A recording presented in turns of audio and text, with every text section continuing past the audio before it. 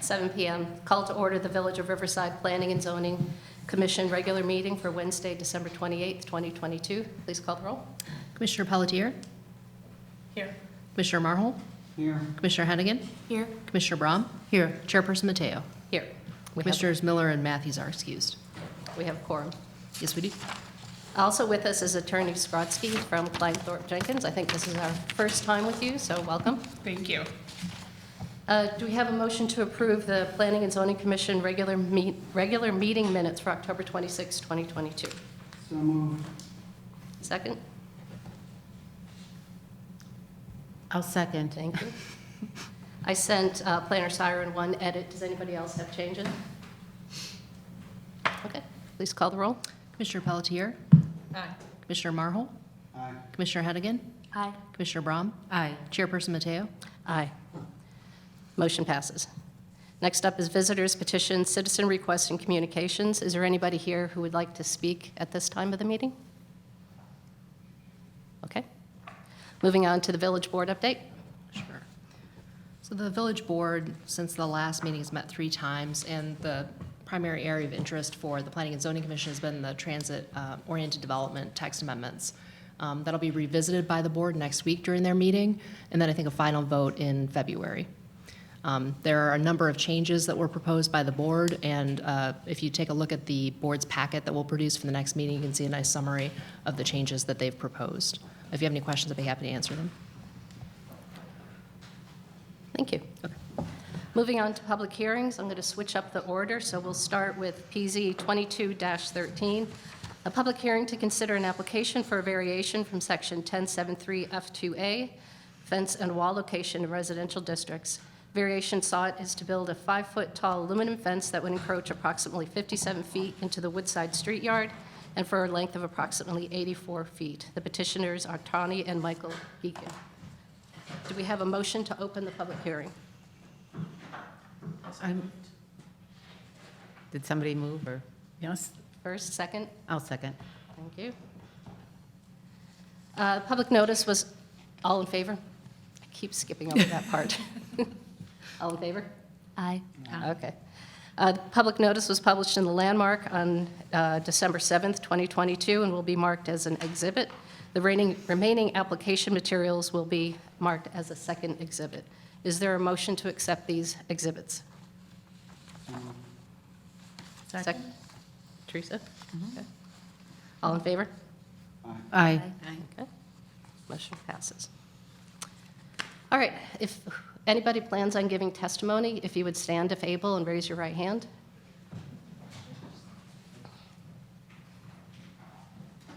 Is the information you're going to share true to the best of your knowledge? Yes. Awesome, thank you. Planner Siren? Yes, thank you. So this application, I would direct your attention to attachments F and G. Attachment F is the application materials, and attachment G is a survey of the subject property, and then also there are 3 photos of the subject property if you aren't already familiar with the layout. This is located in the R1AA residential district. This contains a single-family home that faces Maplewood Road and a detached garage that provides access to Woodside Road behind the home. The property is bounded by Maplewood Road to the south and Woodside Road to the east, and so this is a corner lot. As a corner lot, the subject property has 2 street yards, which is unusual. Most properties only have 1. And the ordinance states that you cannot build a fence in a street yard. So if you take a look at attachment G, the survey, the area that is highlighted in green shows the area of the 2 street yards. So according to the zoning ordinance, a fence could not be located in any portion of the green area on the survey. The applicant applied for a fence permit in approximately the location shown on the red line on the survey. Staff informed them that a variation would be required for the application if they.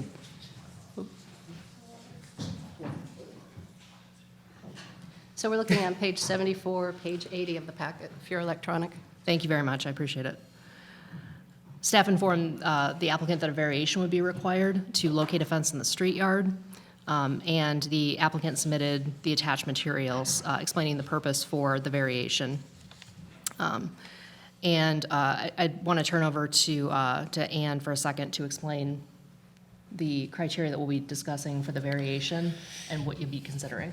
Sure. As I'm sure you're all very familiar, the standards for any variation are set forth in the zoning code at section 10-2-2-2E.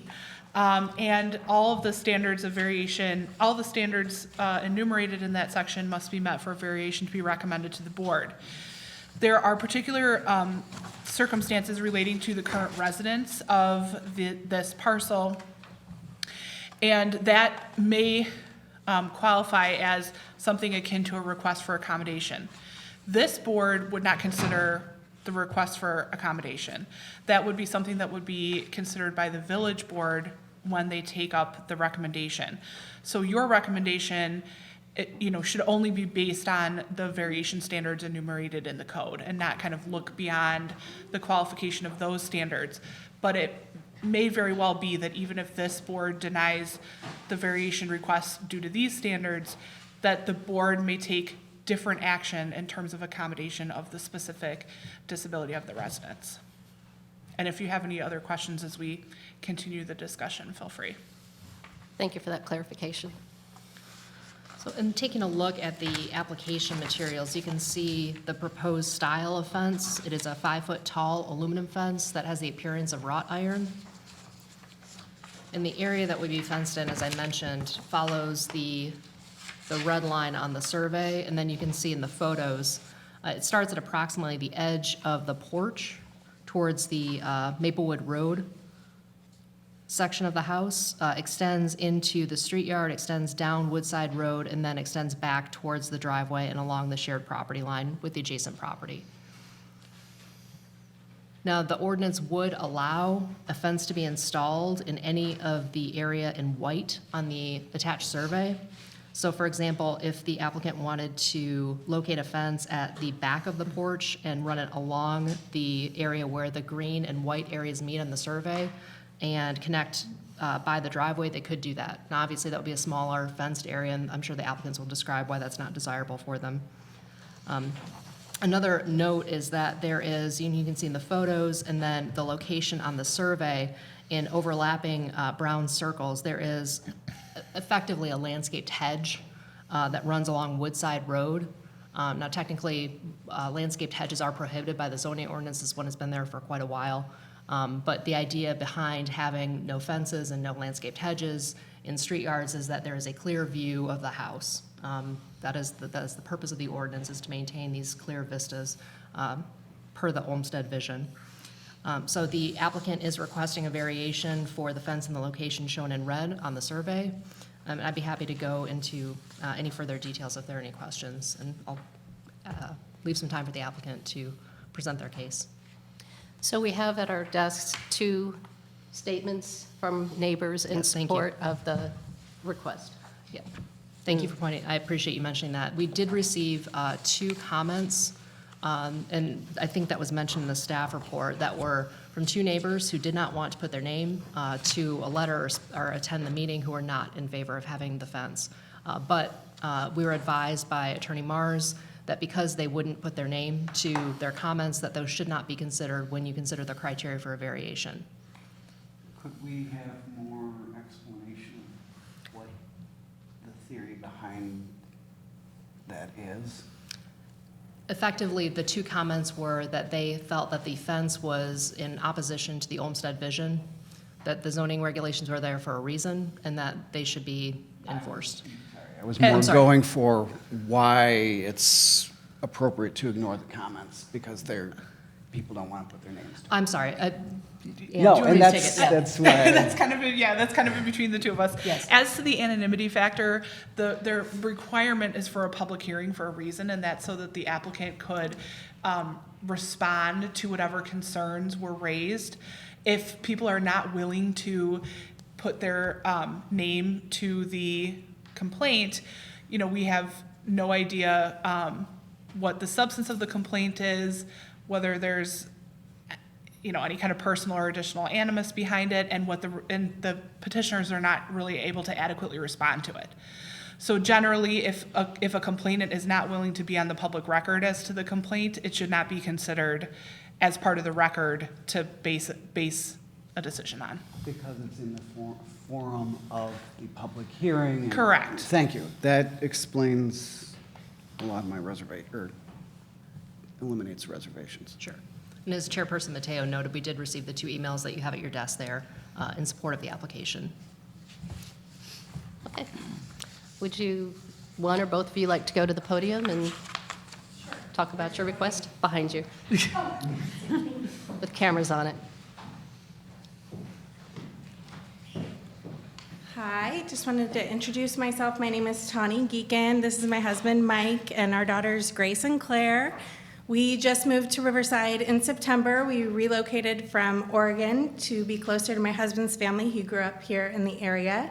So we're really excited to raise our daughters here, close to their aunts and uncles and cousins. We totally fell in love with Riverside when we were looking for homes, and especially this beautiful lot that we found on Maplewood. The yard is gorgeous, and the home also. We've been working really hard since we moved in to fix it up. We've done a major landscaping overhaul. We had a landscaping crew come in and clear all of the overgrown landscaping. We've worked with the village arborist to have tree trimming completed on the parkway trees around the home, and we have tree trimming scheduled in our yard for this winter when the trees are dormant. And we love having the yard for our daughters to play in, but we soon realized after moving in that Woodside, which runs along the eastern side of the property, is a pretty busy road. Although the speed limit is 25 miles an hour and there's even a radar sign posted there, we frequently see cars going much faster than 25. In fact, we often see police officers parked along our property line, to catch speeders, and we've seen several people pulled over in the area. Our daughters play in the yard, as well as our dog, who's been on a leash since we moved in, and our concern is really their proximity to the street and the idea of them, running out to chase a ball into the street, or perhaps an accident happening close enough to our yard or the sidewalk that would put our children or our dog in danger. We also have young nephews who spend a lot of time at our house, and we want them to be able to play safely in the yard. The accommodation that was mentioned earlier relates to our younger daughter, Claire, who is hearing impaired. She has single-sided deafness that presents many challenges, but in particular, one of those is the ability to localize the direction that sound is coming from.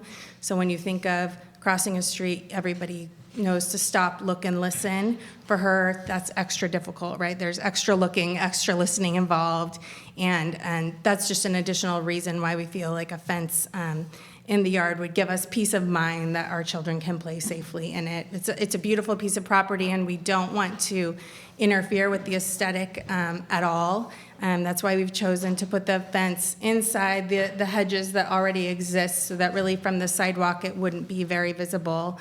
And we've talked to both of our closest neighbors who wrote the letters of support for the fence. They're both happy with the design and the location that we've requested.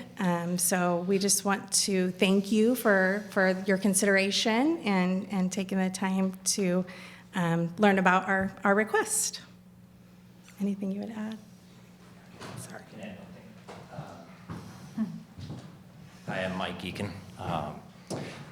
I would just say, to add to that, from the safety perspective, just today, while out in the yard building snowmen and snowwomen, we saw many speeders come by, but when the parking, so you have the street and then you have the parking side, little parking spots there, and a car was going the speed limit, and a truck gunned it and swerved around that car through the parking spots to get around up to the lights that are at the next block right by Central Elementary School. And that happens frequently, just the speeders zipping around the cars.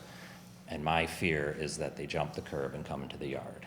So that's one aspect of it, not to mention everything else Tawny had mentioned, the safety of the kids in the yard and the dog, but to also maintain the aesthetics of the property and the neighborhood, set it back, not come close to Maplewood Road or to stay within the tree line on Woodside as well. So, thank you. Questions for the petitioners?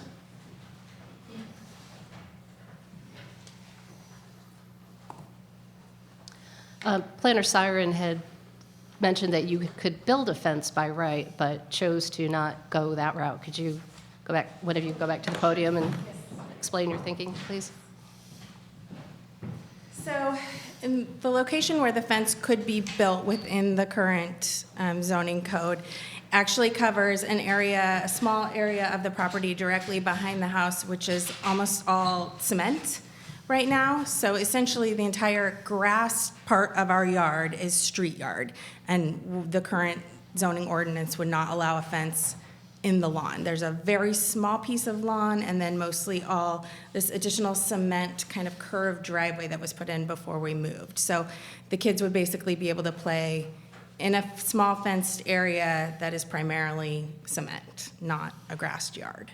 That's why we chose to expand it, and rather than, cutting the yard down the center, we wanted to go all the way out to that line of hedges to make it more visually appealing and give us the maximum amount of space of a backyard that could be used.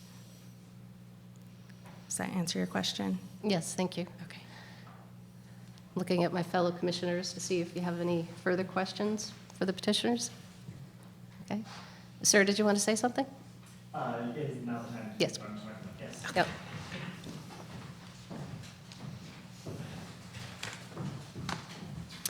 My name is Manuel Oyer. The last name is Oller. And I live at 145 Woodside Road.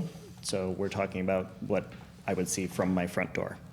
And so I will admit, we've seen this in the mail.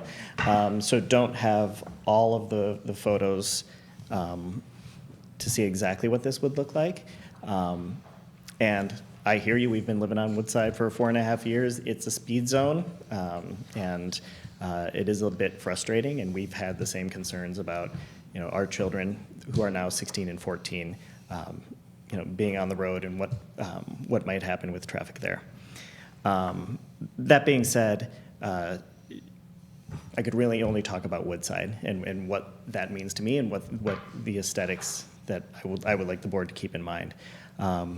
So thinking about it, and when I saw this come in, I like to think things in stories. And so when we first moved 4.5 years ago, a lot of our friends come from 290 and they exit, and they've described that road from, when they exit Des Plaines, and they've said, you've got cemeteries, video gaming, a Walmart, and then they said, one of them said, and I quote, "You definitely know when you're in Riverside." And what she was referring to is those tree-lined streets and the streets that tell you you're going into somewhere special. So on the Woodside side, I'd like the board to consider that and to consider Woodside as the first impression that many people have to Riverside. When you're coming in from any other town, it's one of the few straight roads that you're going to see in town, and it brings you in. The other thing to consider is, while it is a first impression, it is also a place that many residents will see. So if you're going to work, if you're coming from work, anyone who doesn't know that we're talking about this tonight could see this fence.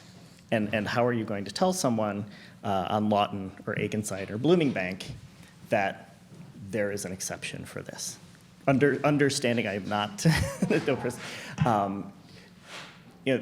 Other people in Riverside are not going to know reasons around this. They're going to see a fence, a 5-foot aluminum fence, and apparently this is allowed. And so I would ask the board to consider this, consider the first impression, consider the precedent that would be set. I'm not saying no fence at all. In fact, we do have a dog. And we do have a fence. It's a 4-foot wooden fence way back on our property, where you would have to look past the giant red bud to see that it's even there. So I would suggest different options and making sure that Woodside Road exposure be thought through as that first impression, and please consider that when reviewing this proposal. Any questions for Mr. Aller? Okay, thank you. Questions for staff? I was reviewing some previous, yes, sorry. Please. I should have an appropriate intro to what I say. At times, we've discussed 4-foot fences, and I cannot remember, and I did not spend enough time researching why we have allowed for 4-foot fences. Specifically, I'm thinking at Ames. That fence is lower, and so that's one question. Do you remember if there's anything in the code? I did not do the research, so that's on me. And then also, did the owners consider anything shorter, say a 4-foot fence, for less visual intrusion? Yes. We're open to the idea of a 4-foot fence. Honestly, the 5-foot fence was mostly for our dog. He tends to run towards passersby who are walking, and the fear is that he could jump the fence. And so a 5-foot fence would definitely give us more peace of mind, but if a 4-foot fence is what you would be willing to approve, we could definitely be flexible on that. 5 foot is the first choice, but we are open to lowering that down a foot if need be. In terms of the 4-foot fence, the code states that in the, let's say, we're not looking at a corner lot, let's say we're looking at a standard lot. That's the answer, it's the corner Right, it's, issue. right, it's, once you get past the front of the house, you can have a 4-foot fence for the first 40 feet or until you get to the back of the house, whichever comes first, and then you can raise it up to 6 feet. So that's probably where the 4-foot fence Thank you for the consideration came in. reminder. I could not remember the context. I knew there was some, but like I said, I couldn't remember. Sure. Before we continue, 2 of you came in after the start of the public hearing. Did you want to say anything? I didn't have any prepared remarks, but I wouldn't mind speaking to that. Sure, if you could, when you get to the podium, raise your hand and I'll swear you in. Do you swear that the testimony you're about to give is true to the best of your knowledge? Yes, I All do. right, thank you. My name is Jerry Tauber, and I live at 149 Woodside. Welcome to the neighborhood. Love the neighborhood. Can't wait to meet your dog. We've had dogs for many years, almost the 30 years we've been there. We don't have a fence, and our lumbering burners didn't go very far. My current dog does like to wander through the neighbors' yards, and they all know her. She visits Manny's family. So we've survived without a fence. But what I did want to say, not about my dogs and my fence, is that as a former board member of the Olmsted Society, and I fell in love with the vision of Frederick Law Olmsted, and I really wish that as a prerequisite to ever moving to Riverside, people had to learn about Olmsted before they bought in this very unique village. There is no other place like Riverside in the entire world. And we have fought the Olmsted Society for years to keep it that way, and it's been hard, and people laugh at us because we're the village that had petunia wars, because petunias weren't native Northern Illinois plants. But that's what makes Riverside so special, and I really would just like to give a vote for Frederick and Calvin Vox, his partner, and let's keep Riverside, Riverside. Thank you. Other questions for staff?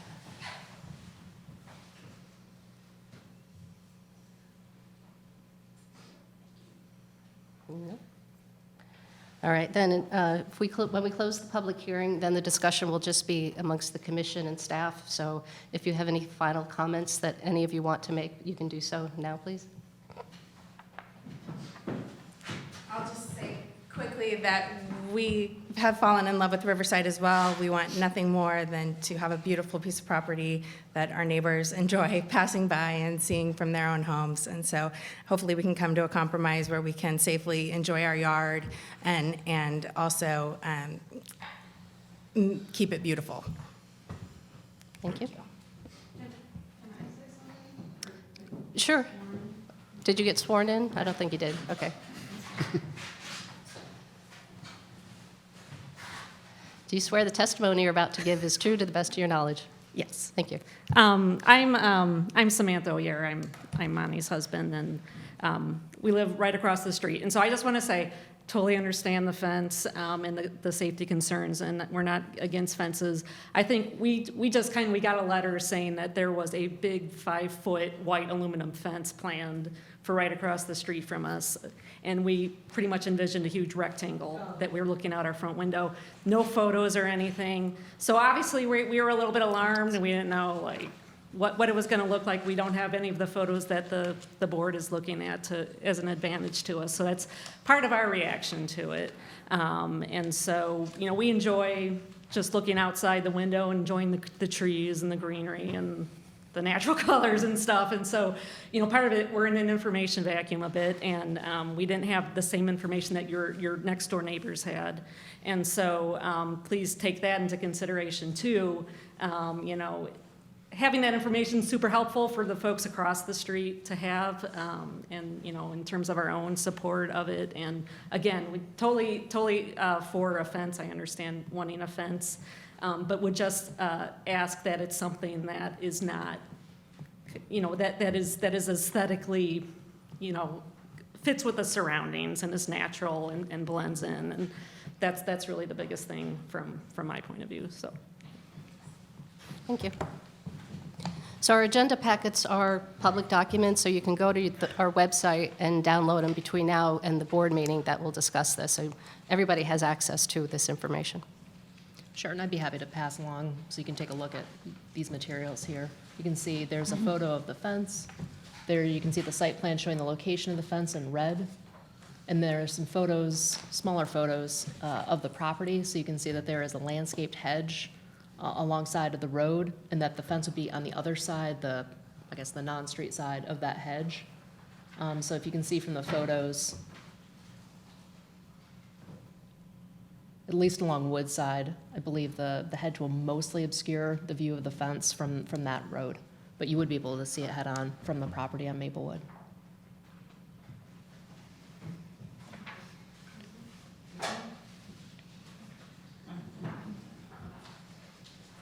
Thank you for sharing those documents. Oh, sure.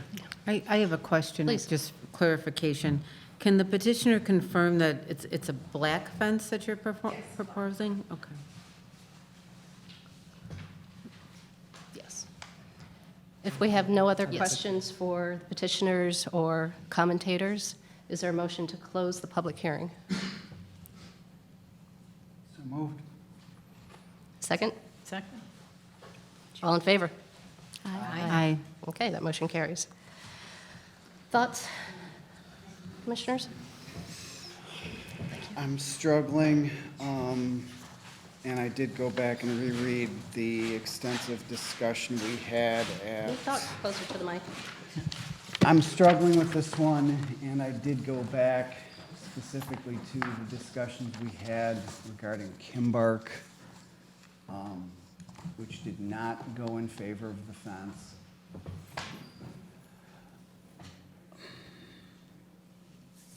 Any other thoughts I have are random, so that's where I'm starting from. I think that, we did just have a variance very similar to this. And there was a lot of discussion about vistas and busy streets and safety and dogs, and there were really many of the same reasons. Forest is also a busy street. And I think it's really important, to remember the preservation of Riverside. I mean, preservation is something that you fight tooth and nail for years and years, and the setbacks are almost instantaneous.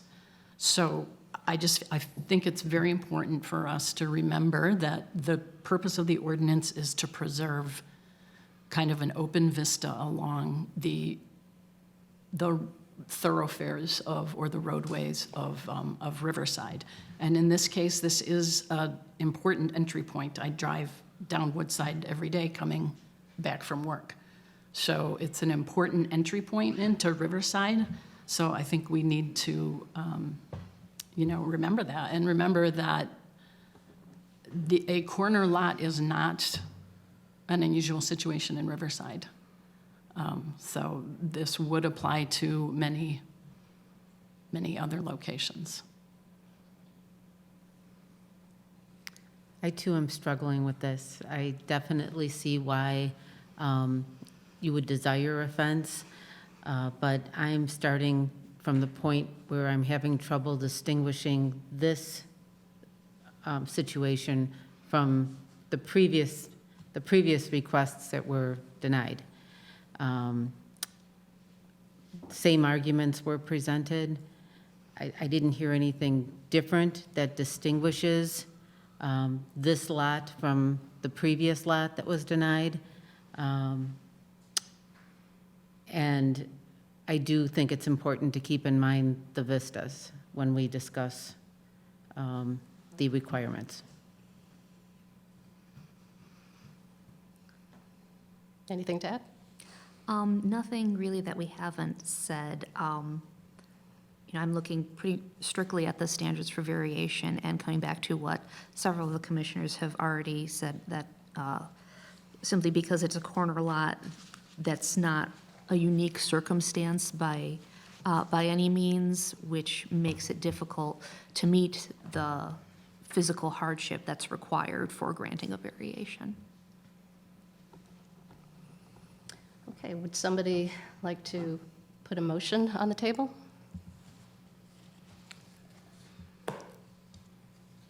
I move that we recommend denial to the board for the variation. Okay. Second. So the standards start on page 60 of the packet, for those of you electronic. The first one, because a particular physical or other unusual condition of the specific property involved, a particular hardship or practical difficulty to the owner would result, as distinguished from a mere inconvenience if the strict letter of the regulations were to be carried out. Such conditions may include, but are not limited to, the presence of an existing use or structure, whether conforming or non-conforming, irregular substandard shape or size, exceptional topographical features, or other extraordinary physical condition peculiar to and inherent in the subject property that amounts to more than a mere inconvenience to the owner and that relate to or arises out of the lot and/or the structures thereon, rather than the personal situation of the current owner of the lot.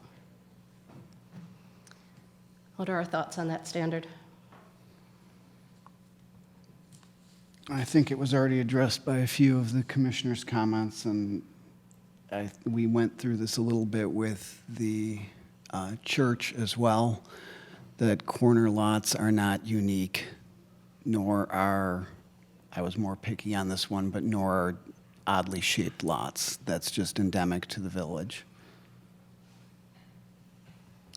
And when we did talk about corner lots in the past, I went through the maps and saw that, yeah, typically the buildings are not in the middle of the parcel, they're off to one side, so I also don't see a hardship or difficulty. Okay.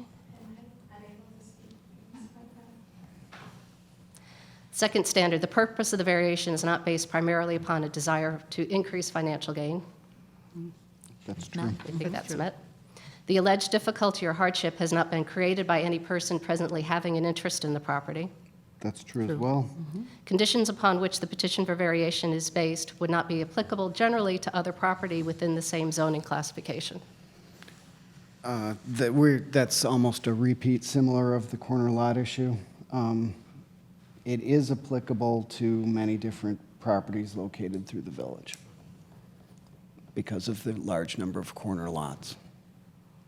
Right, several of you mentioned that this is not unique. The granting of variation will not be detrimental to the public welfare or injurious to other property or improvements in the neighborhood in which the property is located.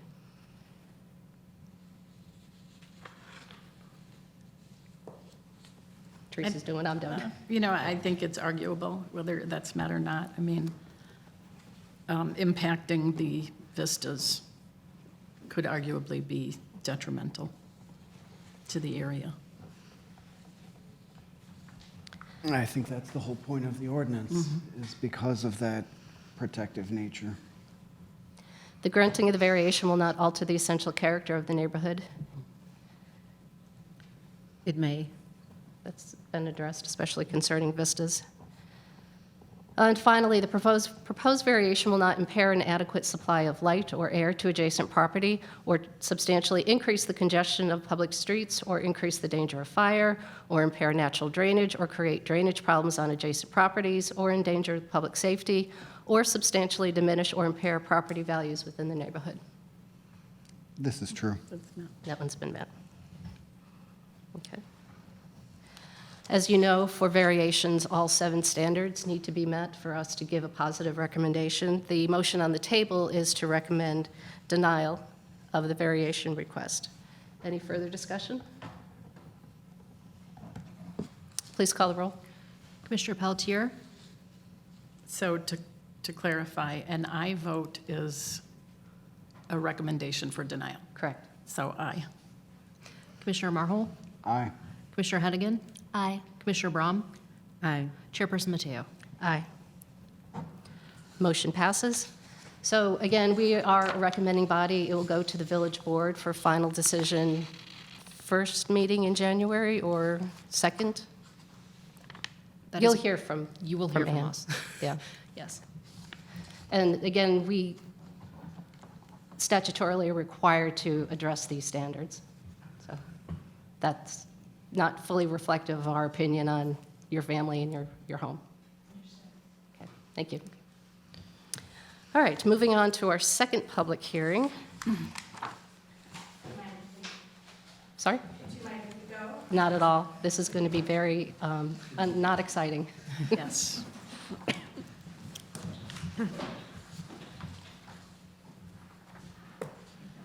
Thanks, everybody, for coming. Thank you. Next up is PZ 22-11, a text amendment to the zoning ordinance regarding accessory structures. This hearing is to consider proposed text amendments which include, but may not be limited to, Section 10.7.3 and 10.11.4 of the zoning ordinance. Among the potential changes being considered are changes to the height and setback standards for accessory buildings, allowing limited utilities in accessory buildings, and revising related definitions. Petitioner is the Village of Riverside. Thank you, and I hope to surprise the commission with how exciting this will be, in fact. And I'm happy that Trustee Pollock is able to join us today, having shepherded through these text amendments for the majority of this process, which has taken a while. Trustee Pollock, would you mind if I lead off, and if you want to pick up? Great, okay, thank you. So, as Chairperson Mateo mentioned, the proposed text amendments will change the height and setback standards for accessory buildings, will allow limited utilities in accessory buildings, and revise related definitions and standards. Just a quick summary, this effort began in September of 2020 at the direction of the village board in response to the increased trend of working from home. And the purpose of these amendments is to allow accessory buildings to be used for home offices or other types of uses, such as art studios or workshops, that are incidental to residential uses and complementary, by ensuring that the use and bulk standards will reasonably accommodate a home office while maintaining the character of the residential districts. So the major limitations of the current code on that are that the space above a garage cannot be used for anything other than storage, that accessory structures cannot have bathrooms, and that only 25% of the area of an accessory structure can be used for a home occupation, such as an office. The amendments would address those concerns while creating or clarifying existing standards to ensure the character of residential districts will be maintained. This will state clearly in the ordinance that accessory structures cannot be used as residences except for historic carriage houses. It limits plumbing facilities to half baths, toilet and a sink, except for historic carriage houses and residential pool houses, which are defined in the ordinance. It requires a larger setback for taller accessory buildings. Now, this is something that the commission will consider. Staff's recommendation, trustees Pollock recommendation, is the larger setback as opposed to the setback plane, which we'll describe. And stating that accessory buildings cannot be taller than the primary structure on that property to ensure that character is maintained. So you received in your packets both a red line version of the ordinance and a chart that reviews each change, shows the current and proposed text and the reason for the change. and then three exhibits, one on sidewalls, one on the setback plane, and one on rear yards. And if I can take just a second of your time to review some of those major changes. You'll see in the memo on page 3, there is a summary that describes, under the current code, that residential accessory buildings are subject to a list of standards that are listed there. And a few of note, which we've already discussed, but just as a reminder, accessory buildings cannot be located in street yards. They must be located in rear yards. And I will describe that further in just a minute. There is a minimum 3 feet from the property line requirement and a minimum 10 feet from the principal structure requirement for detached accessory buildings. They're limited to 1 story in height. They're limited to 16 feet in height in all residential districts except for the R1AA and R1A districts, the slightly larger lots. They can be slightly taller at 18 feet, and that's at the peak height. There's a limitation of the sidewalls being 12 feet in height. Again, the area above vehicles in the garage can only be used for storage, can't be used for living space or a workshop or an office.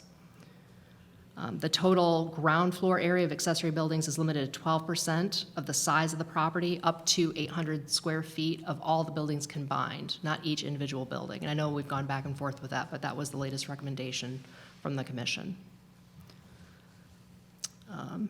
That currently up to 25% of an accessory building can be used for home occupation, and that coach houses, again, have been designated as historic landmarks. So not all coach houses, but those have been designated as historic landmarks can be used as residences. That's true today and would be true with the changes. So the following changes, we include some definitions and some revisions to definitions. And we clarified the difference between accessory structure and accessory building, which I think is one of the real benefits of this, to clarify that, because currently in the code, they're all accessory structures. But really what we're talking about is accessory buildings in this set, and that, I think, creates some clarity. The code states throughout the definitions and in the standards that these structures cannot be used as residences, again, except for landmarked historic carriage houses. There is the option, again, to create a plane or a larger setback. So I'll go into that for a minute. We had discussed previously to make sure that these structures aren't too bulky and they allow adequate space next to adjacent properties, creating a setback plane or setback angle. And you can see that in attachment E. Trustee Pollock put these together for us. And you can see 2 exhibits, and the text box explains the difference between the two, and that effectively to have a taller building and to meet the angle, you would have to move a building further away from the adjacent property line. The alternative to that is just having a larger setback from the property line based on height, and that's what staff and Trustee Pollock would recommend. Both options of the text are in what you received, and we're recommending, effectively, they have, I think, a very similar effect, with the exception that the larger setback is just a little bit easier to measure and understand for folks. It would also mean that it would reduce the number of non-conforming buildings. If you use the setback angle, you may have some non-conforming buildings.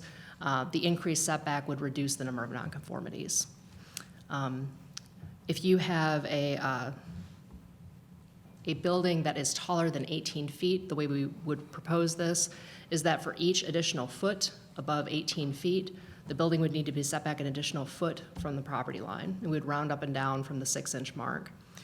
So if you have an 18-foot, 6-inch building, that would be considered, and it's 6 inches is the mark, that would be considered 19 feet for our purposes.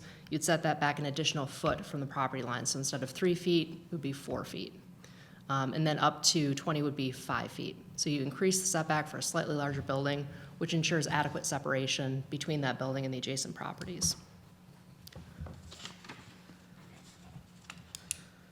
The other note that I wanted to mention is going back to the memo and looking at the following changes that would be proposed. So currently and this has to do with rear yards. So if you look at attachment F, Currently, the ordinance states in the highlighted portion, states detached accessory structures shall only be permitted in rear yards. A strict reading of the ordinance would lead you to the conclusion that if you look at the example property, that the area marked in green, which is the rear yard, the back 25% of the lot, that area marked in green would be the only place where you could locate a detached accessory structure.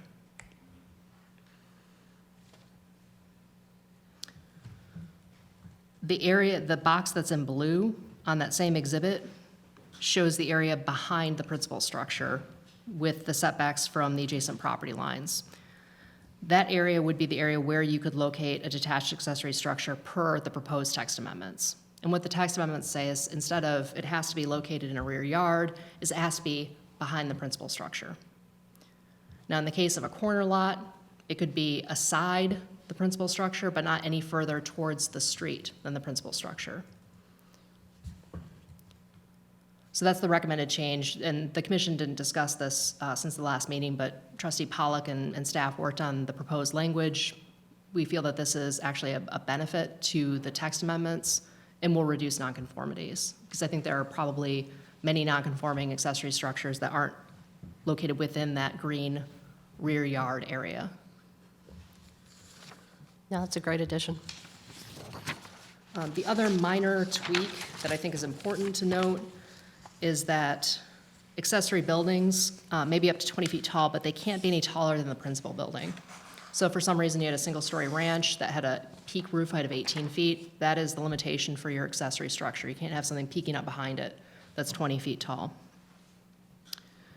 The other thing that wasn't, I think it was previously discussed at the start of writing these text amendments, but that wasn't discussed by the commission since I've been working on this, is that the current limitation on home occupations is that the 25% of an accessory structure can be used for home occupation. There are other regulations for home occupations that are in the text of the ordinance, and you can see the list of the regulations. That does a pretty good job of making sure that there will be no negative externalities of having a home occupation in an accessory building. So you can't have folks coming to visit, you can't have deliveries that you wouldn't normally have.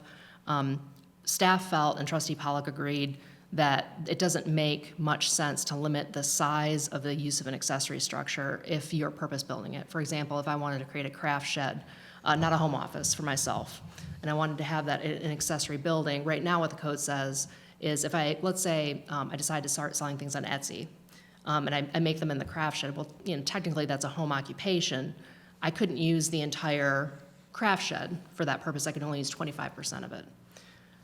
So removing that limitation makes some sense. It goes to the purpose of establishing the opportunity to have a separate home office that is dedicated for that purpose without having the negative externalities for the neighbors. Commissioner Miller in particular will appreciate that one. Oh, good. And still, the limitation, there are a couple limitations to keep in mind that we are maintaining. Accessory structures are still limited to 1 story in height. Now, you can have 1 story plus an attic, and the attic is clearly defined. You can have 50% of the attic area can be up to 7 feet 6 inches in height. So you've got some room to move around, but you can't have more than that, or it becomes a 2nd story, which is prohibited. So that'll keep accessory structures, I think, from being too bulky. It'll necessarily limit any kind of 2nd story that they have, but it'll allow enough room for home office use. The sidewall still has to be 12 feet in height. And just to explain sidewalls, if you take a look at attachment D, that explains that if you have a gable roof, the sidewall is where the truss for the roof comes down. This area is not considered a sidewall. This area is. If you have a hipped roof, all sides are sidewalls. So hopefully that's clear. There is a 12-foot limitation on a sidewall. That wouldn't change. That's currently in the code. So if you have let's say, a garage that you're building, it can have a gabled roof with a 12-foot sidewall. This could be up to theoretically 20 feet to the peak of the roof if you have a gabled roof. So just to give some visualization of what that would look like. But with a limitation on single-story structures, there's also currently existing in the ordinance limitations on the size of dormers. Dormers can't extend the entire width of a structure. They have to be 50% of the entire length of the structure, I think up to 15 feet long. So that, again, that limitation maintains the bulkiness of accessory structures. So there's still the 10-foot separation from the principal structure, the 3-foot separation minimum from adjacent property lines, the restriction on accessory buildings and street yards, the limitation on the total area of accessory structures, and the limitation on the sidewall height. So all of those restrictions combined will, again, make sure that the accessory structure is appropriate for residential districts, but still expand the flexibility of their use. So I was so excited to start this public hearing that I forgot for us to vote to open the public hearing. So is 20 minutes late okay? It's fine. Okay. You said we could do without? We can do it now. Do it now, okay. Is there a motion to retroactively open this public hearing? So moved. Second. I second. I think she beat you by a hair. All in favor? Aye. Aye. Okay. Is there a motion to accept the exhibits? I'm not going to repeat that whole thing again. So moved. Okay. Second? Who was that? Okay. Teresa. All in favor? Aye. Thank you. Sorry about that. It was a great summary, and materials were wonderful, as usual. Thank you. Sure. Questions? No questions, just very much agree with the thoughts from staff about this additional flexibility, yet still maintaining, we're not going to get ADUs out of this. It's still appropriate for a residential area. That attic restriction and the restriction on no second stories, I think, is what really makes it. It allows the space to be used, but you really can't go crazy with it, if that's an allowable word in this forum. And thanks to Trustee Pollock for all his work and drawings. Well, let's go through whatever comments you might have, starting with attachment B on page 21 of the PDF. So the redlined text changes. Have we ever defined what habitable living area is? It's included in the definition of an attic.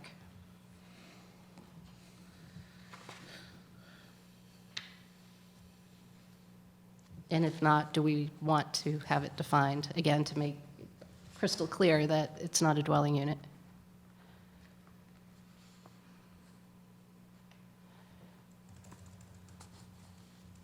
So Planner Sauer, how would you define habitable living area? I don't mean to put you on the spot. No, We've no, got to no. start somewhere. I think that's acceptable, a good question. I think the reason, I thought about that when I was looking at the definition of attic, and obviously, for the definition that we have of attic, it works for both accessory buildings and for the primary structure, which I think needs habitable living areas instead of a dwelling, for example, because if you try to replace habitable living area with dwelling, I think you would come up with the conclusion that you'd have a dwelling within a dwelling, if that makes any sense. You'd be referring to a dwelling within the principal structure. We can add a definition of habitable living area if that's desired. I do see that the code has a definition of habitable Do we? living Thank you. for sleeping. So in the Oh, is it for context of sleeping? defining a sleeping area, a habitable space, in order for a room to be considered habitable, it has to be a minimum of 70 square feet. So I see that elsewhere in the code in terms of a comparison to, if you want to include a cross-reference or if you want to phrase that or define it separately. So as elsewhere defined in the code, for example? You could either cross-reference elsewhere in the code, or you Or can just pull say, it out. for the purposes of this section, Sure. this will be defined differently. So, does that mean in the search you just did, the only definition of habitable is that it's a sleeping space? No. Isn't it 70 feet? Habitable is used in some other contexts.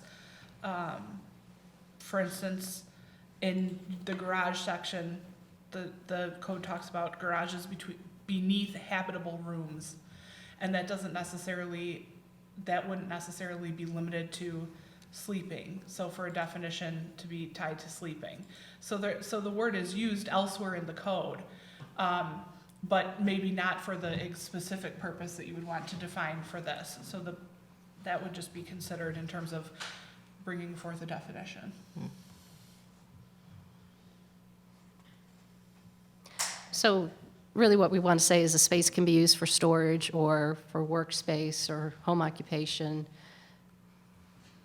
And that was the purpose of the additional sentence at the end. In residential accessory buildings, the space may be used for any approved accessory use. If you refer back to accessory uses, it explicitly says, with the exception of a coach house and a residential pool house, shall not contain a bathtub or shower. And the sentence before that, which I should have referenced, was an accessory use should not be used as a dwelling.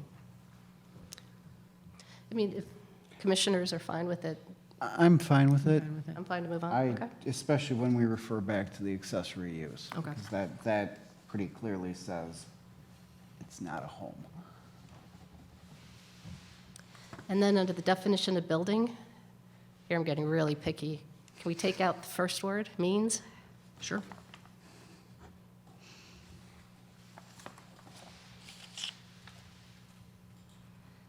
Would you like the similar change to principal building then, I assume? Please, yep, missed that one.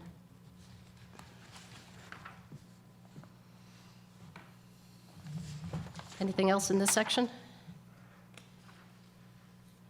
Moving on to 10.7.3.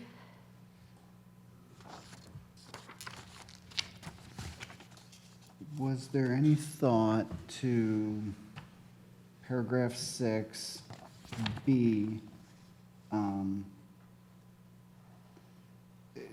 Currently, it reads maximum height, any detached accessory building shall be equal to the height of the principal structure up to 20 feet. Would it be better to have height of the principal structure or 20 feet, whichever is less? Or does it really matter? I don't know that it really matters. I think that is a matter of preference in terms of. What's easiest for you to interpret? Having written the original, it made sense to me. I'm But putting you on the spot. I'm open That's to fair. how other minds work. I understand that I'm not the only one who's going to be using this, so if the majority feels that, or 20 feet, whichever is less, is more understandable, I'm completely open to that change. I'm going to say I prefer whichever is less because it emphasizes that we're trying to Less. stay down, not give the option to find the maximum out of this, but I'm allowed to be wrong. I'll second the whichever is less language. Yeah. I think that would be clear. Can we jump back up to number 4? Coach houses? I told you I was getting picky. So, kitchen and full bathroom facilities, did we decide to use cooking facilities instead of kitchen You can change that. for consistency? Sure. And then are permitted in those accessory buildings. Ah, you caught one. One snuck out on us. Thought I got all of them.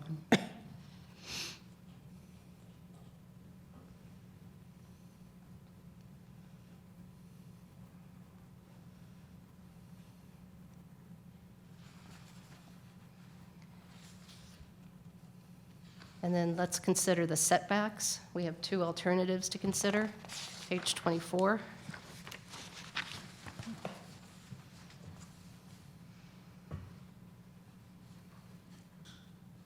So staff is recommending the second one. That's correct. Any objections? No objections. I was originally in favor of the first alternative, but I can see the benefit, and I do like the idea of setting it back further as we get taller to create more space down at the ground. So Trustee Pollak? Thank you.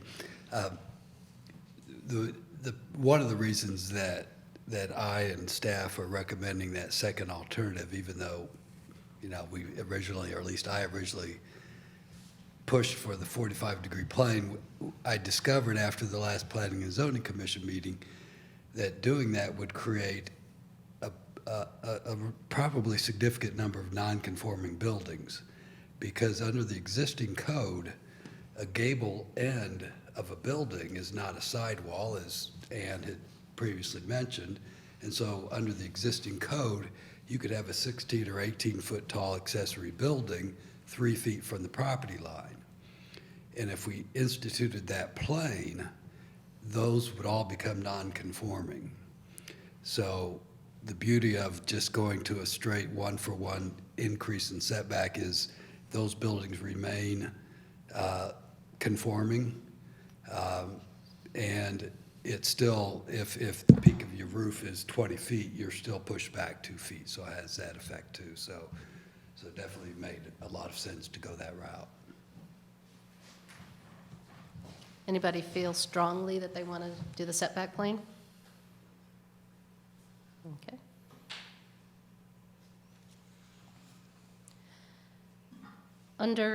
On that page, looking at D, only permitted in rear yards with the exception for a corner or regularly may be permitted in a side yard. Who decides that? Zoning administrator? Well, I guess, should we specify who decides that?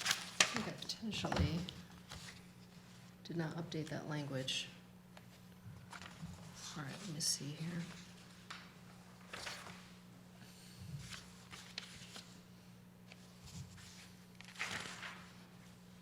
Is that may or should it be shall? I apologize. I, in error, did not update the language in attachment B with the language. It is updated in the chart, in the table that I provided on page 12 of the table. The proposed language is updated. I apologize for that error.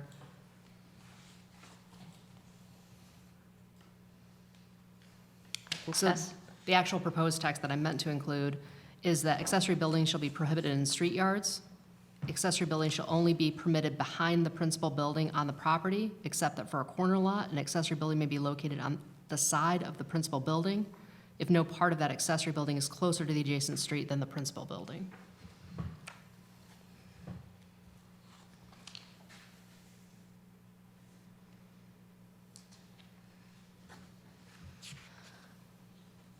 Last time we talked about this, the current language, It was confusing, and we wanted to change the language because I don't want to say arbitrary, but it wasn't clear what criteria, for example, the zoning administrator would use to make that decision. I think we took the decision right out of it and said, here are the standards. It's behind the principal building, or if you're in a corner lot, you can have it to the side as long as it's not forward of the principal building. So that was the intention. but if you have a lot where the house is way in the back and the only room you have is in the side yard, that's, as proposed, not an option. That's correct. Are we okay with that? I think so. That's one place where you could argue for a variation when, because that is a truly unique It'd be unusual. condition. I can think of Okay. offhand one property. There's probably others, but there's very, very few. That's a good point. There's a vehicle for the resident to use. And then moving on to F, page 25 of the packet, still the redlined part. Commissioners, my memory was, and I might have missed something completely, that you can have accessory structures up to 12% of your lot area, and the maximum size of each building is 800 square feet rather than total. Teresa's looking at me as if I am misremembering. And you carefully document all this, so I just want to make sure we're right. We had extensive conversation about it. I'm going to trust Teresa's memory better than mine. I don't recall. Looking back at the notes, I know that there was extensive conversation. It kind of went back and forth, and even at the, I think, village board level, the consideration was if you had, especially what I would consider or call an estate lot, a large lot, if you had the area to have, let's say, a pool house and a detached garage and maybe a shed or a greenhouse, that could add up to beyond 800 square feet total.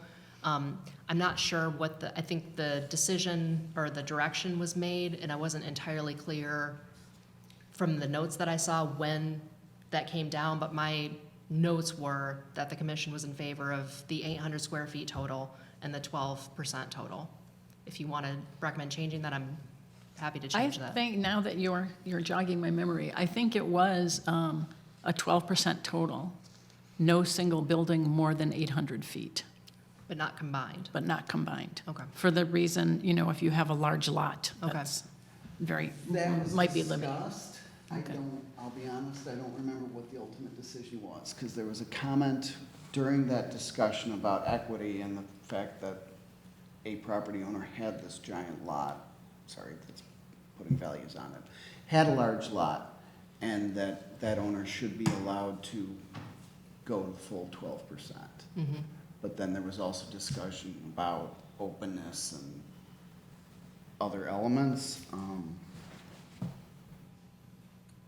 I'm okay with the 800, but I might be in the minority on that. 800 each or 800 total? 800 total. 800 is pretty big. And that's A single another building would conversation be we a had. 20 by 40, that's a small house. Any members Can- over here? Can we put in, I think if we're going to limit it to 800 square feet, shouldn't we add for all accessory buildings combined? You're not adding the house too to that 800 square feet. Oh, that's true. Well, it is in a section called accessory structures, but for clarity, that's I don't think fine. there's any harm. I know that there was a consideration, I think, when Community Development Director is apt, is that she presented in a memo, I think, a comparison of, based on zoning districts. You've got your R1A and R1AA, or your larger lots. And I think there was a comparison that she did about what size those properties would be, and, ran some numbers to compare examples, and I think did examples from other communities. And I believe ours, Riverside at that point, was one of the larger ones with the 800 square feet total. Having each property or each building be up to 800 square feet would obviously greatly increase that. But I think there was some discussion at the same time about specifying zoning districts. So if you're in an R1AA or R1A district, that you could slightly increase that 800 square feet. But again, the direction of the discussion that I got by the time it trickled down was this. But I'd be happy to do additional research if you'd like me to do that. Are we leaning toward 800 total?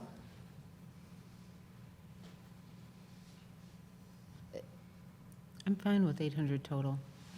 I trust you, you're going through these documents very carefully.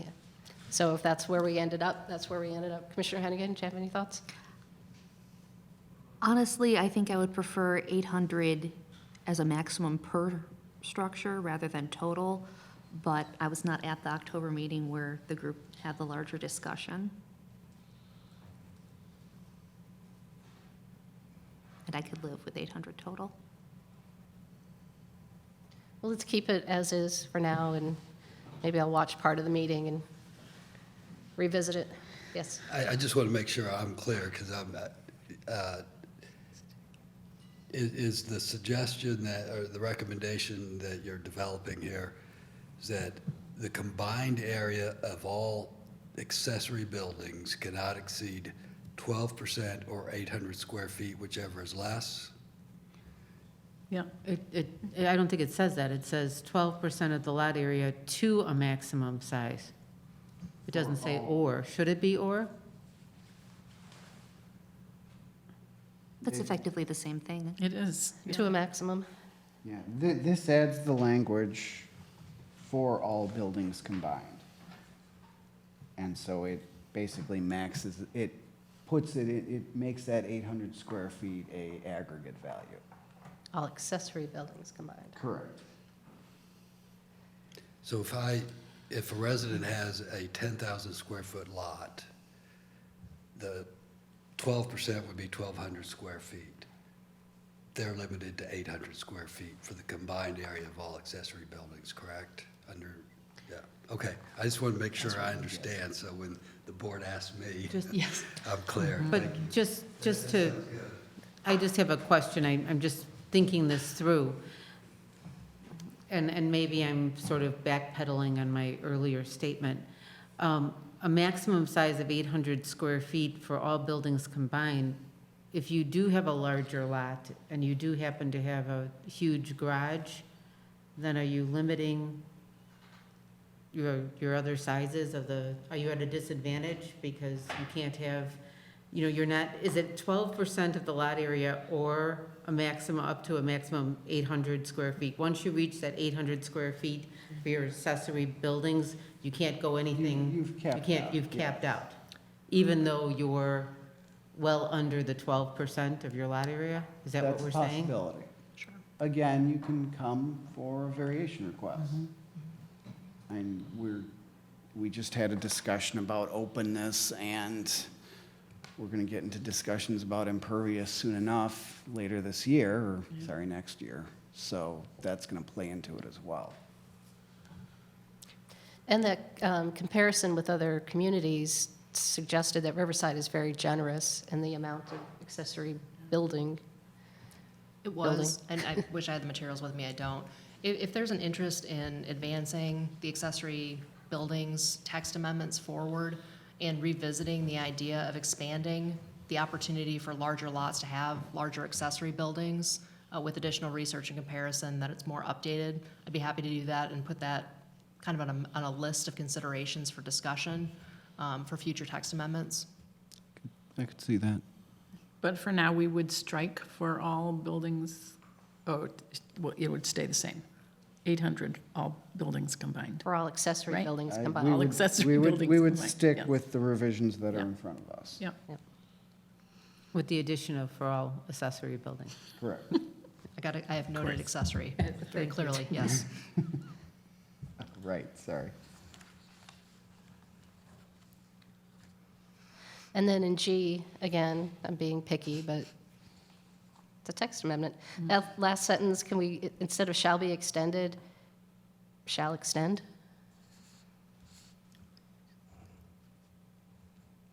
Oh, no, you're right. Be extended because it's utility. Never mind. Never mind. There is a typo in that first sentence, though. An accessory building instead of buildings. Oh, thank you. Good catch. Wow. I'm done for the night. No.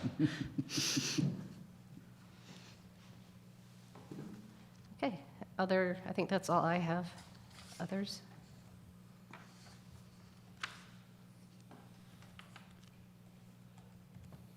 This is more staff investigation. I don't want to touch this right now. The limitation, the minimum 10-foot from the primary structure to the accessory structure, is that all entirely based on fire code? That's a great question that I will find an answer to. And that's why I'm saying that is a future, we've talked about it before, specifically with the rebuilding of the greenhouse up in the Gatesby area, because that greenhouse was closer. I'm just curious. I thought we did recommend decreasing that minimum, I don't remember. but I couldn't remember exactly, so I never brought it up. Okay. Would somebody like to make a motion to close the public hearing? Motion to close the public hearing. Second? Second. All in favor? Aye. Aye. Aye. Okay. Further discussion?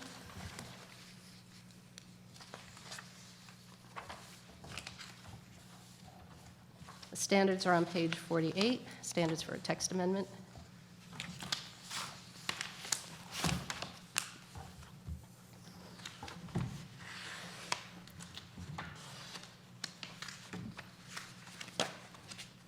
So not all of these need to be met. The extent to which the proposed amendment promotes public health, safety, comfort, convenience, and general welfare of the village.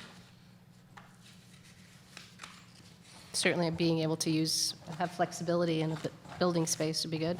Relative gain to the public as compared to the hardship imposed upon the applicant. Doesn't apply. Consistency of the proposed amendment with village plans. Flexibility. Consistency of the proposed amendment with the intent and general regulations of the zoning ordinance. Yes. Yes. Whether the proposed amendment corrects an error or omission, adds clarification to existing requirements, or reflects a change in policy. Change in policy. All the above. Will benefit the residents of the village as a whole, and not just the applicant, property owners, neighbors of any property under consideration, or other special interest groups, and the extent to which the proposed use would be in the public interest, it would not serve solely the interest of the applicant. We believe so. Whether it provides a more workable way to achieve the intent and purposes of the zoning ordinance and the village plans. Indeed. Yes. Extent to which it creates nonconformities. We've considered those, yes. Try to minimize them. And finally, the extent to which it's consistent with the overall structure and organization of the zoning ordinance. Appears to be. Consistent. Okay. Would somebody like to make a motion for recommendation? Motion to recommend forwarding, or the changes with the edits suggested. Second? Second. Please call the roll. Commissioner Pelletier, Aye. Commissioner Marhol, Aye. Commissioner Hennigan, Aye. Commissioner Braun, Aye. Chairperson Mateo. Aye. Motion carries. Thank you, Trustee Pollock. I want to thank the Planning and Zoning Commission. I think you did a lot of hard work on this, and we appreciate it. I certainly appreciate it. Thank you.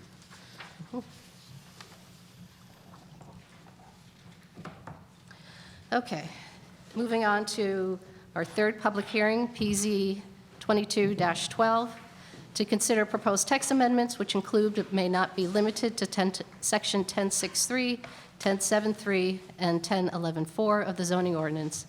Among the potential changes being considered include defining temporary event tents and providing standards for the use of temporary event tents. Petitioner is the Village of Riverside. Is there a motion to open the hearing? So moved.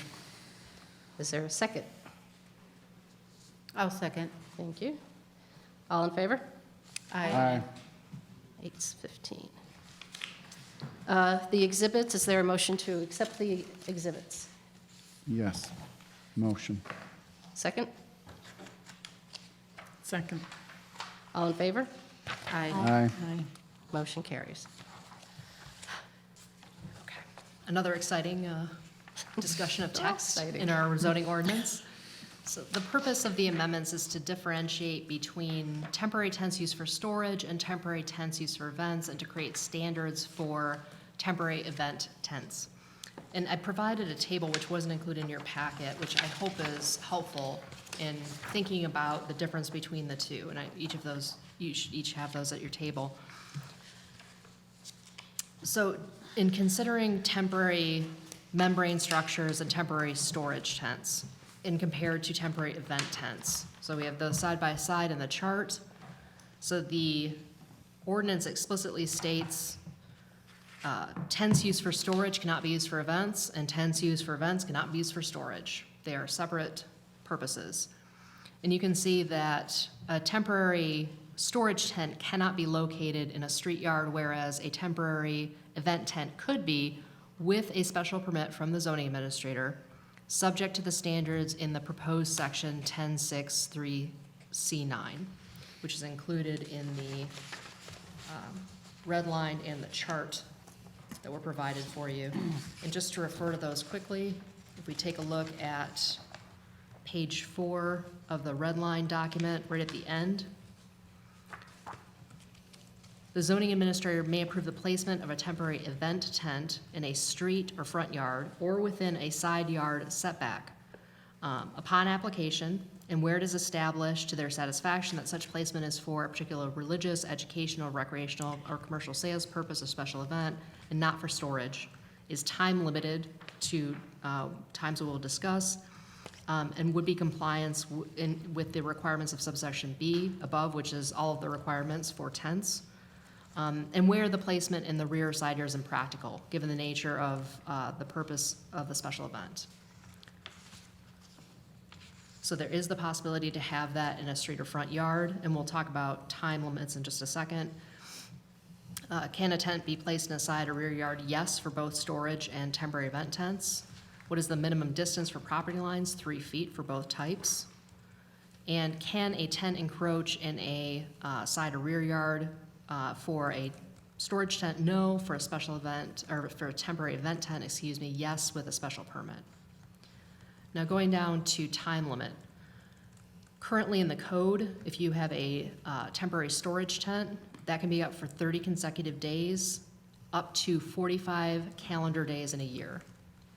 And there's quite a difference between that and a temporary event tent. Temporary event tent can be up for 7 days total, or 30 days total in a calendar year.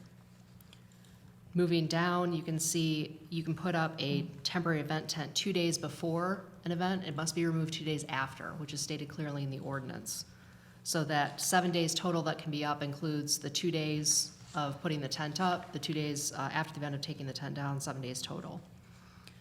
There is no building permit to necessarily put up a tent, but it states, the ordinance was revised to state that both a storage and an event tent have to meet all applicable building codes. And so it's the responsibility of the person putting the tent up to ensure that those are met. And there's no other type of permit to put up a tent unless, again, you want a special permit to locate a event tent in a street yard. And that, again, is subject to the zoning administrator's review. I believe that covers every proposed change to the ordinance. And just an additional note is that in the history of the proposed amendments, this began at the request of the village board, who was hearing the request for the variation to allow a temporary storage tent in the street yard at Riverside Presbyterian Church. And the village board directed staff to research this. That variation has been stayed until the February meeting of the village board. So that will be on the agenda, and they'll reconsider that variation. But those are the proposed amendments, and I'd be happy to answer any questions that you have.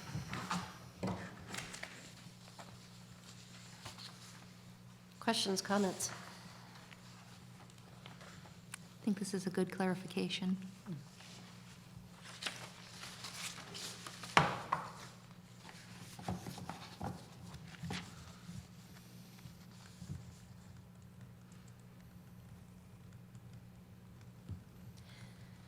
Is there any situation when the temporary event tent does not need approval by the zoning administrator? If it's located in a side or rear yard, it does not need, the only time the zoning administrator needs to look at a special event, or excuse me, not special, I keep using that word, a temporary event tent, is when they want to put it in a street or front yard, or if it would encroach in a side or rear yard setback. Otherwise, as long as you meet all applicable building codes, there's no permit required. I missed the setback in that sentence. Okay, Sure. thank you.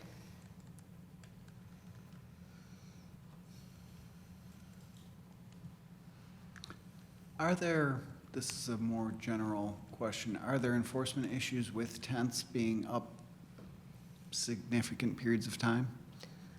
Honestly, I Or think, does it depend on someone observing it or reporting it? I assume that to some extent it does require someone to observe and report it, but not being with the village for too long, I haven't heard of any particular concerns about enforcement. Thank you. Sure. I think that did come up, though, with the church, actually. That may have been the prompt for requesting the variation.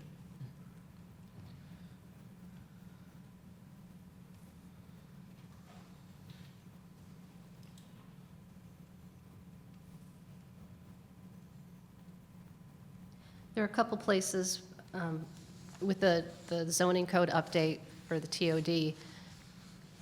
We try to change every his or her or she, he to they. And there are a couple places here where we could continue that effort if we wanted to. I will make those changes. So 1063A1, and I saw one other one, but a search could do it.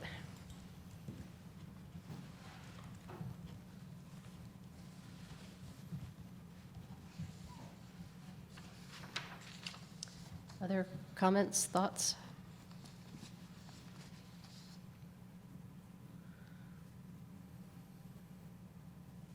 You do too good a job.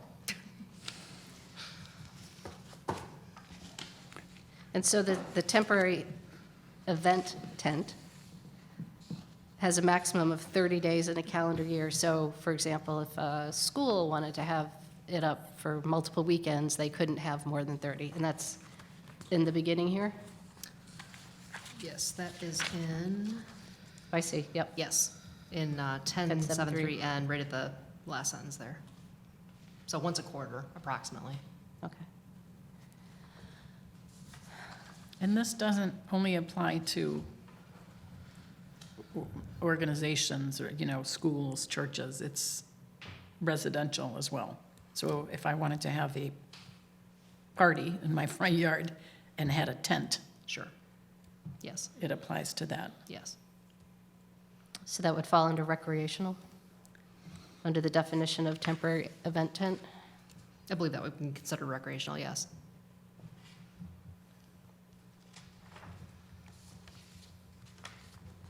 Well, if there are no other comments or questions, is there a motion to close the public hearing? So moved. Second? All in favor? Aye. Any further discussion? I do actually just want to explore the residential use. I mean, should there be a size limit or, if someone's got a 10 by 10 canopy that they just want to put up and all they have is a front yard, do you have to go in and get approval for that? Right.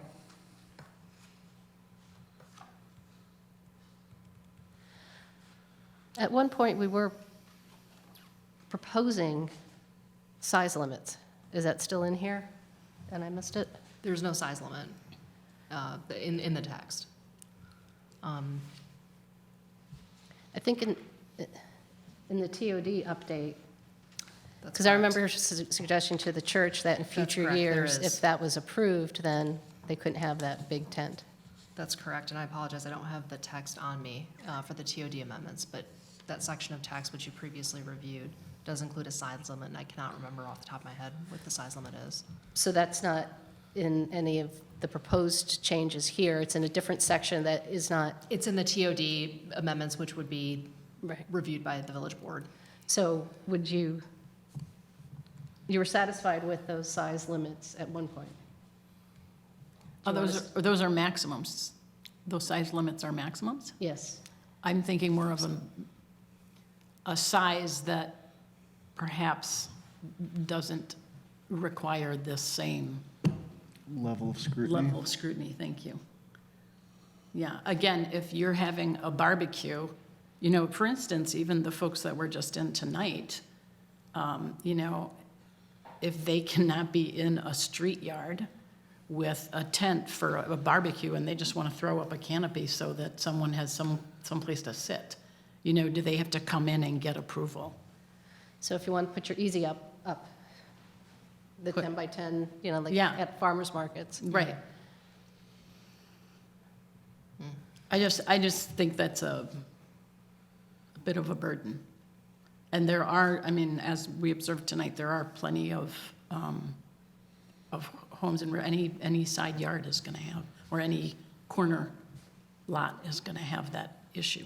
Since most of those residential use canopies tend to be more flimsy, is there a way to write this such that anything that is up for less than 24 hours is excluded? On a residential, Yes, Sure. I'm thinking what Chairperson Mateo mentioned was the expandable farmer's market. sure, the easy up. Right. White. Those 10 by 10, yep. would not survive being up for 7 days in a row if there was any kind of significant weather, for instance. What do we think about that? Limited to residential lots, I think, not. Any location restriction on that?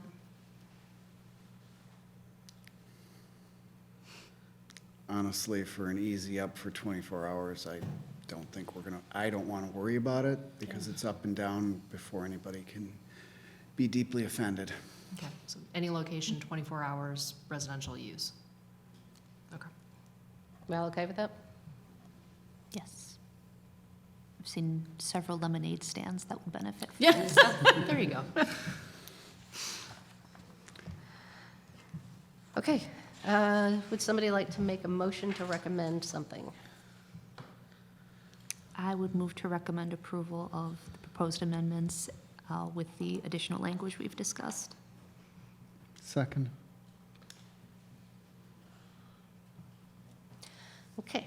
You get to hear the text amendment standards again. I'll try to speak quickly. Promote public health, safety, comfort, convenience, and general welfare of the village. Yes. Yes. Relative gain to the public compared to the hardship imposed upon the applicant. Yes. Yes. Consistent with village plans. Yes. Yes. Consistent with intent and general regulations of the zoning ordinance. Yes. Corrects an omission, adds a clarification, or reflects a change in policy. Clarification, yes. And change in policy. True. Benefits the residents of the village as a whole and not just the applicant. We believe so, yes. Provides a more workable way to achieve the intent and purposes of zoning ordinance. Yes. Creates nonconformities. Not an issue. No. Consistent with the overall structure and organization of the zoning ordinance. Yes. Yes. Okay. Please call the roll, unless there's further discussion. Commissioner Pelletier, Aye. Commissioner Marhold, Aye. Commissioner Hennecken, Aye. Commissioner Braun, Aye. Chairperson Mateo. Aye. Motion passes.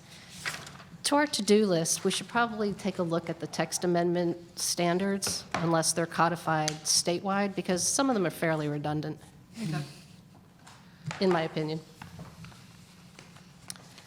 Okay, moving on to new business, discussion related to the Planning and Zoning Commission's role in site plan review.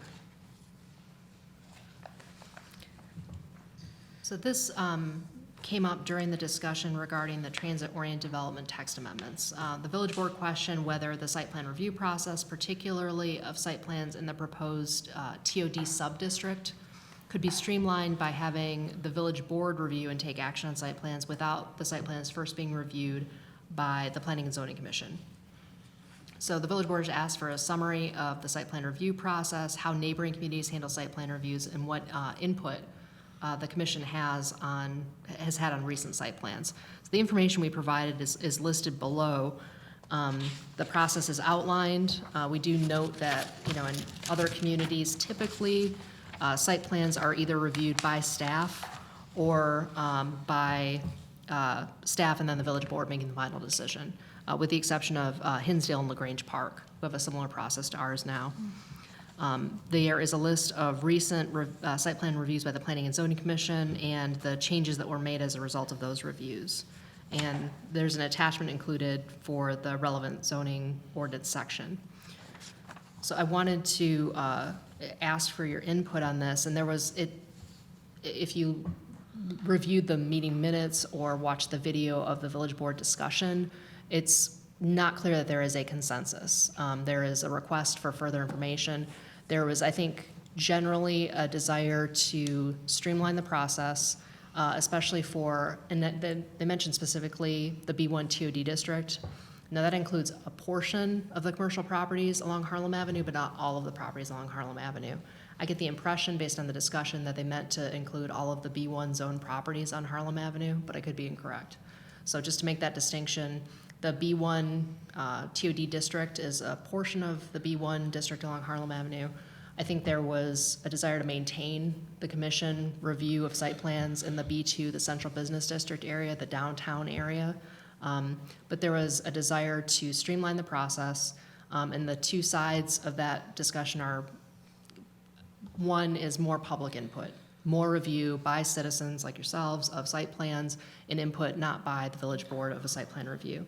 The flip side of the coin is slowing down the review process and the appearance by developers or potential developers of the possibility of additional restrictions by another body of the public board. Even though you're recommending body, there could be the perception that this is a little bit bogged down.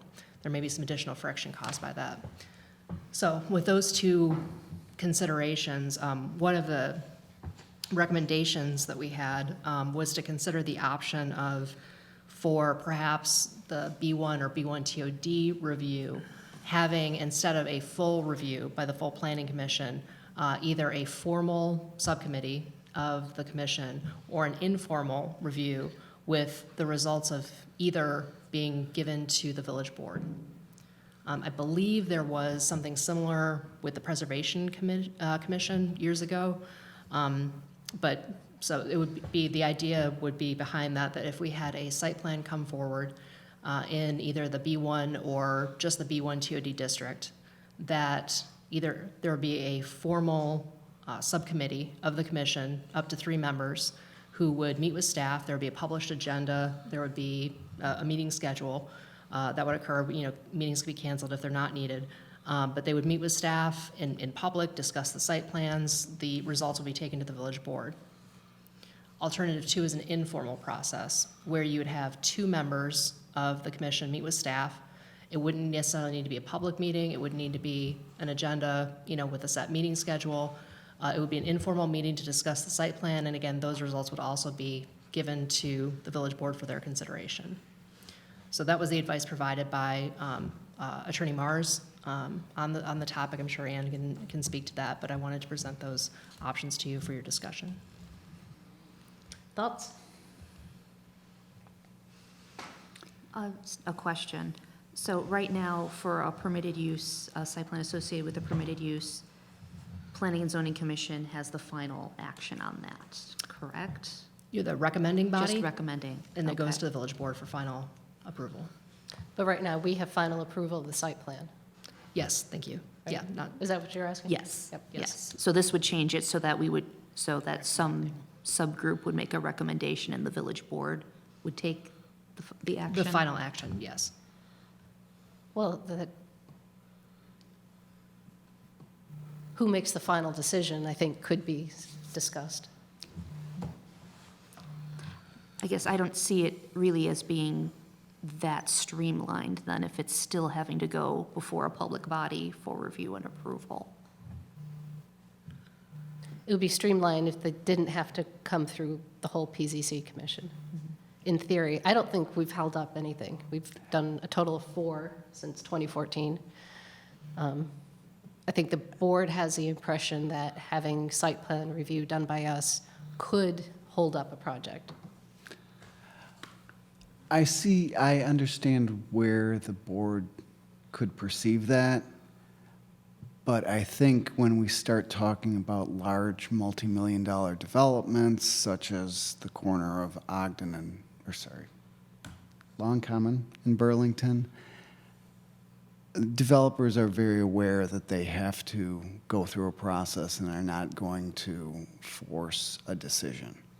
So maybe if we could figure out a nuanced way when it mentions small changes being an issue, but I think larger developer proposals should continue to be reviewed rigorously. Well, these have to come to us if there's a variation involved in it, or special use, or planned unit development. So we could recommend that in those instances, we still do the final site plan review, but if none of those 3 are involved, then have staff and maybe 2 commissioners be involved in making that decision. What are your thoughts on that? Again, the board's just looking for our opinions here.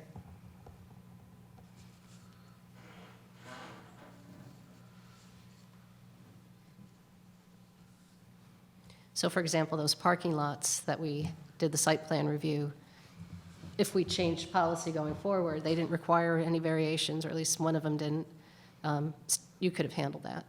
There would be a recommendation, you know, that staff would understand. We encourage the use of impervious surfaces. I mean, we have, by going through PZC, I think the outcomes have been improved because we've made some recommendations, and some developers follow through on that, but, and two commissioners can also make those recommendations. Correct. The whole point of the site plan review is to allow some horse trading and some negotiation about what the end result will be, with an end goal to being an improvement to.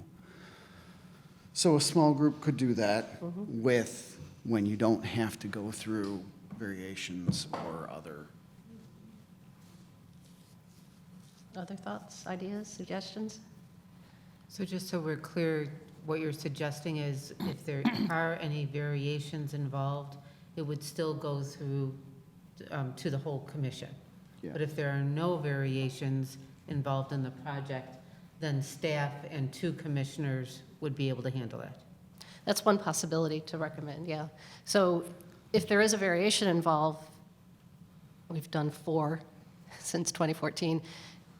Am I correct that it's likely that a site plan review could happen at the same time as the public hearing for the variation or special use? Okay. Yeah. And those two commissioners can provide feedback prior to that stage, if so desired. So what are your thoughts on an ad hoc 2 commissioners versus a formalized subcommittee of 3 with scheduled meetings? Would you favor one over the other?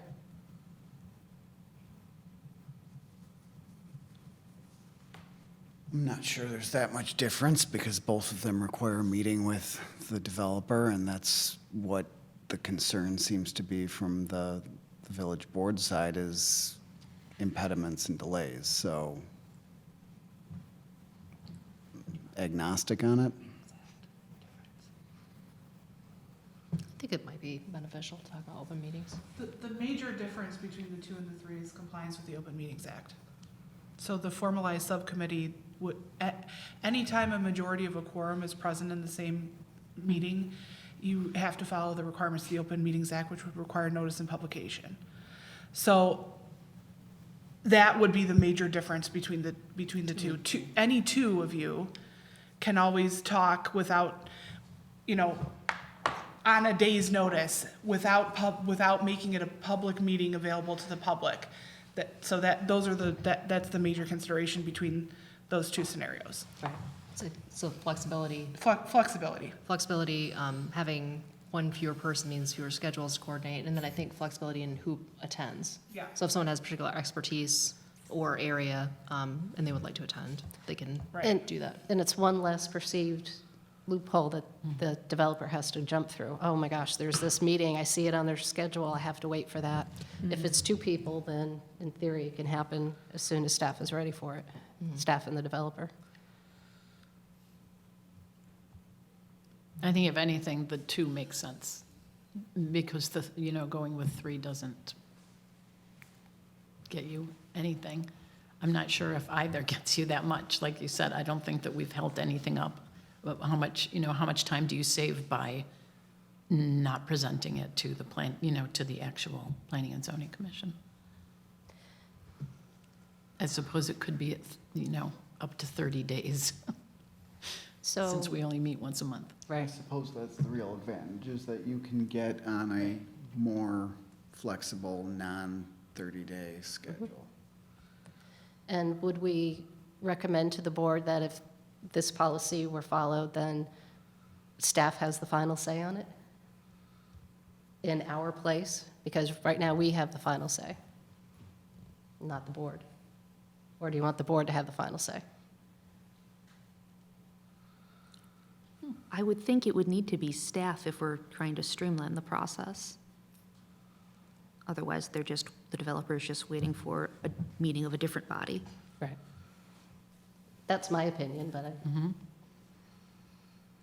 and it would be better for the developer, to your point, to know that, okay, this is done, I don't have to be worried about the board meeting. Okay. Okay. How's Thank that you. sound? I appreciate it. Okay. Our next meeting is next year, January 25th. Please put it on your calendars. Is there a motion to adjourn? So moved. Second? Second. Please call the roll. Commissioner Pelletier, Aye. Commissioner Marvel, Aye. Commissioner Hennigan, Aye. Commissioner Braun, Aye. Chairperson Mateo. Aye. Motion carries. Thank you, everyone. Thank you for all your work. Thanks for a great year, and we'll see you next year. Thank you.